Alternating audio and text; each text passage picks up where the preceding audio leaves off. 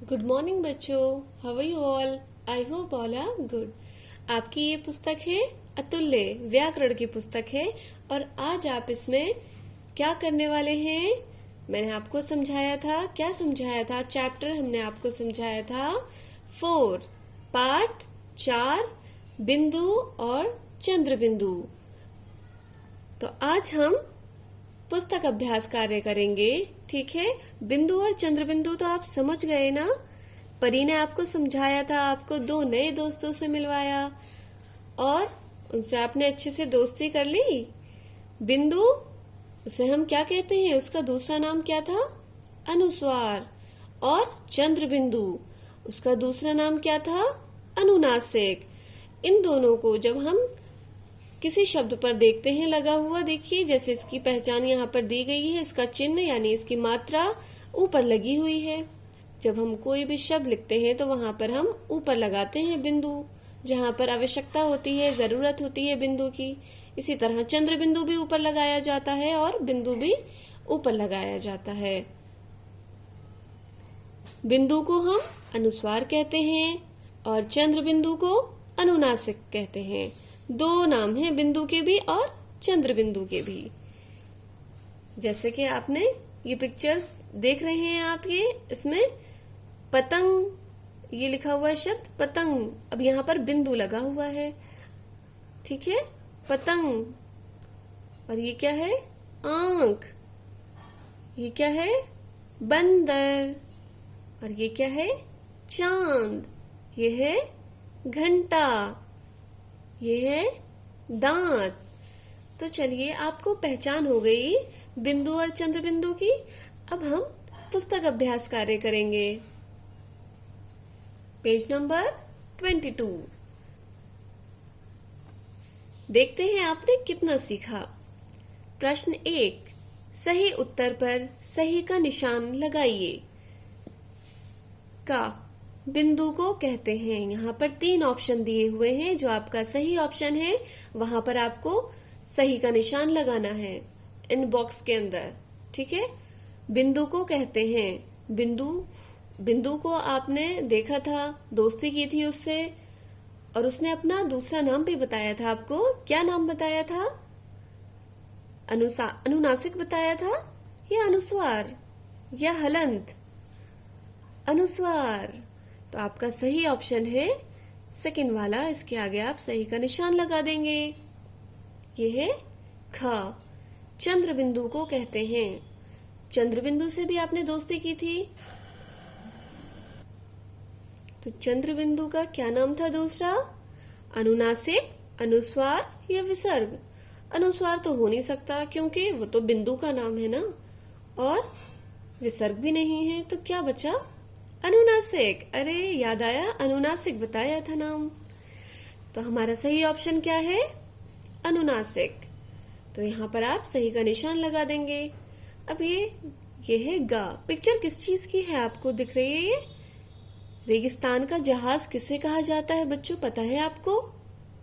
ऊंट को। अब ये है ऊंट। इस तरह लिखते हैं। अब ऊंट किस तरह लिखते हैं? ये यहाँ पर लिखा हुआ मिला है ऊंट।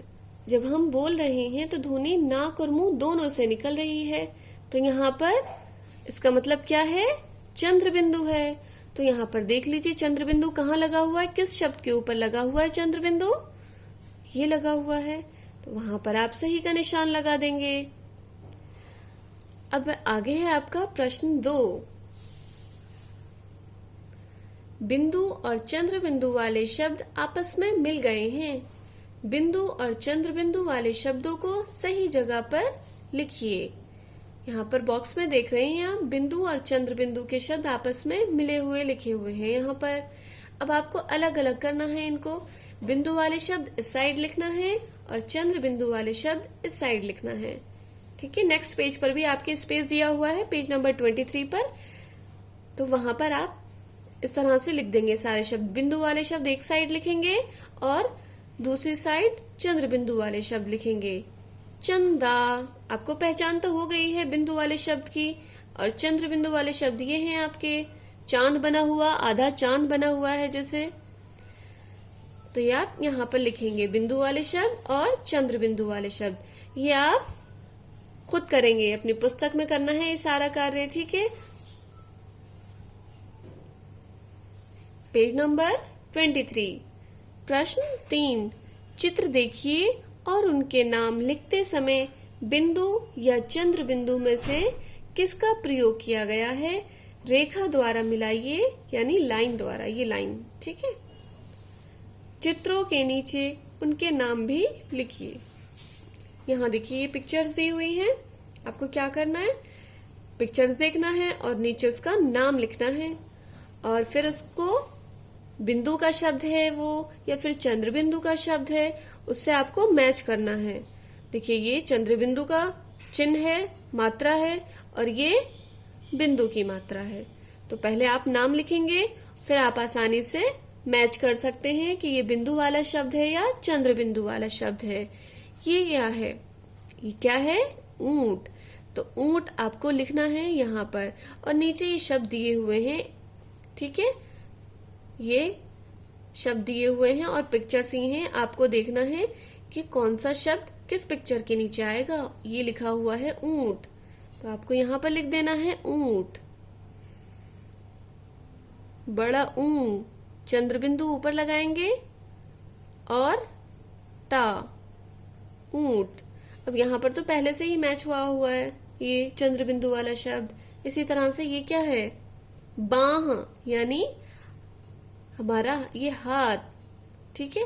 और कहाँ लिखा हुआ है ये बाह? ये लिखा हुआ है यहाँ पर। चंद्र बिंदु बनाएंगे, बिंदु और चंद्र बिंदु कहाँ लगाया जाता है? हमेशा ऊपर लगाया जाता है ना, बाह। तो ये किस तरह से करना है आपको? इस तरह से मैच कर देंगे। आगे का ये जो कार्य है आप स्वयं करेंगे। ये क्या है बताइए? ये क्या है? कंगन। ये क्या है? बंदर। ये है कंप्यूटर। ये क्या है? चांद।